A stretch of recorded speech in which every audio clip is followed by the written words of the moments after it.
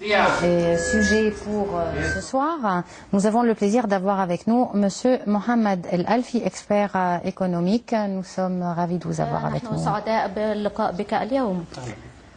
Alors, tout d'abord, je voudrais savoir, le monde s'intéresse actuellement à un nouveau type de tourisme qui est le tourisme écologique. Pouvez-vous nous expliquer c'est quoi ce type de tourisme? En réalité, le tourisme écologique est considéré comme l'un des aspects du développement durable et qui est inscrit dans les nouvelles économies. Et ce nouveau type a fait son apparition avec l'apparition du groupe de la protection de la conservation de l'environnement par un développement durable et on s'intéresse au tourisme dans les différentes parties au monde. Et en réalité, nous avions en Égypte un grand intérêt à ce type parce qu'il y avait un grand niveau ou un haut niveau de la sensibilisation pour ceux qui s'intéressent à l'environnement et tous ceux qui travaillent dans les institutions internationales. De même, nous avons également une loi qui a été promulguée récemment en 1980 et qui stipule le traitement de tous ces sujets écologiques. Est-ce que vous pensez que les gens soient assez informés sur ce type de tourisme? Ce type du tourisme écologique, si nous parlons de la sensibilisation locale, donc si nous parlons de ceux qui s'intéressent au tourisme écologique, sont malheureusement les élites.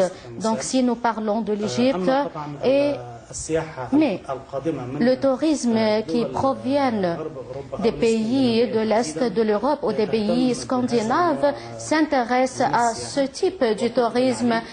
Alors, on s'intéresse également aux sites touristiques, spécialement en ce qui concerne le climat qui entoure ces sites touristiques. Est-ce que nous pouvons dire que les revenus du tourisme écologique soient aussi importants que les revenus du tourisme, entre parenthèses, traditionnel? À titre d'exemple, on peut citer un chiffre précis. Ensuite, on revient au revenu économique. 9% de la superficie de l'Égypte sont considérés comme des réserves naturelles.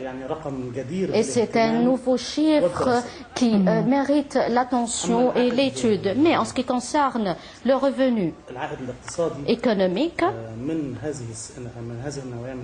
qui provient de ce type de tourisme est effectivement considéré comme l'un des afflux monétaires directs à l'intérieur ou au sein de l'économie égyptienne. De même,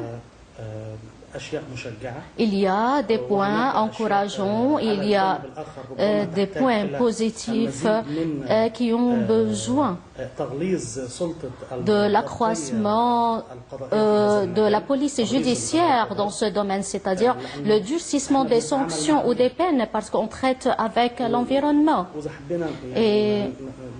Et si on peut dire en résumé quelque chose concernant le tourisme écologique, comme vous savez et comme les élites qui s'intéressent à ce type de tourisme savent très bien qu'il y a un intérêt accordé à ce type de tourisme, non pas seulement un intérêt accordé aux réserves, mais il y a une attention accordée à l'environnement qui entoure les réserves et qui peuvent affecter le comportement des sociétés qui entourent ces réserves, que ce soit négativement ou positivement sur ces réserves. Et par conséquent, tout cela affecte le revenu économique.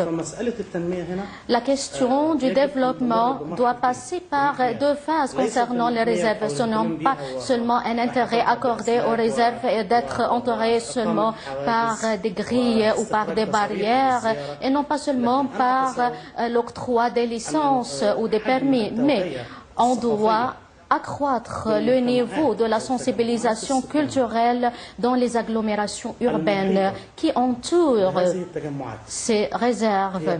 Ces agglomérations urbaines nous créent une longue vie pour ces réserves naturelles et nous créent une sensibilisation touristique et nous permet de fournir ou de créer des emplois qui rendent service à cette tendance au sein de l'État, ce qui affecte positivement et non pas négativement sur notre État. Donc c'est un grand système intégré. Vous avez cité tout à l'heure que nous avions 9% du territoire égyptien qui est formé de réserves naturelles. Alors quels sont ces types de réserves et est-ce qu'elles sont exploitées ou pas?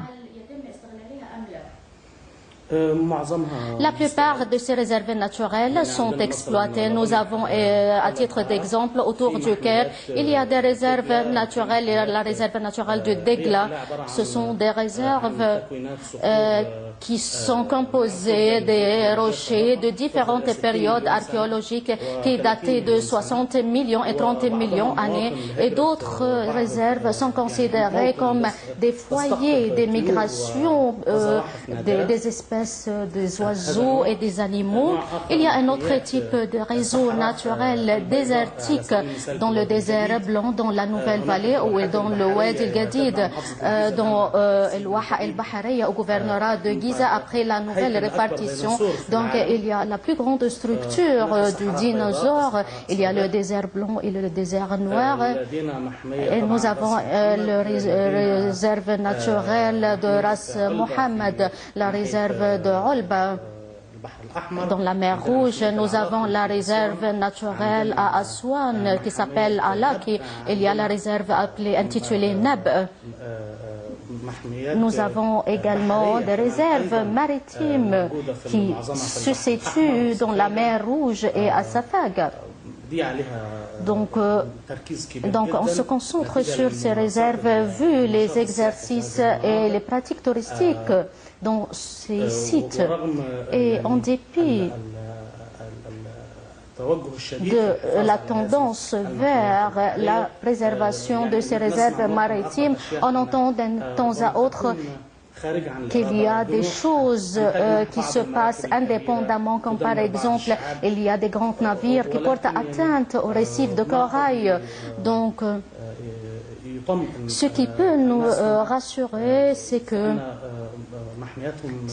ces réserves sont préservées. Effectivement, il y a des mesures strictes imposées contre ces navires. Il y a également, quand ces navires se dérivent pour porter atteinte à ces récifs de corail, ces navires sont saisis. Alors nous avons tous les outils. Nous avons également une coopération avec le Fonds du développement de l'ONU. Il y a le Fonds du développement au sein de l'Union européenne et nous avons la coopération avec d'autres institutions qui soutiennent l'Égypte dans ce domaine. De même, il y a également 155 sites fluviales dans le Nil sur les frontières de l'Égypte et on peut dire que ce sont des réserves naturelles fluviales. En effet, on entend d'un temps à autre que ces réserves seront privatisées pour devenir des stations balnéaires, mais je vois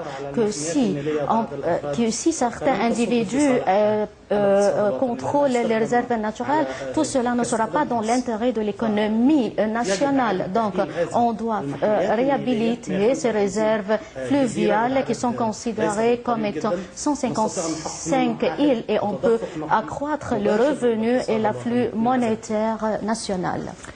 Mais est-ce que vous pensez que le gouvernement a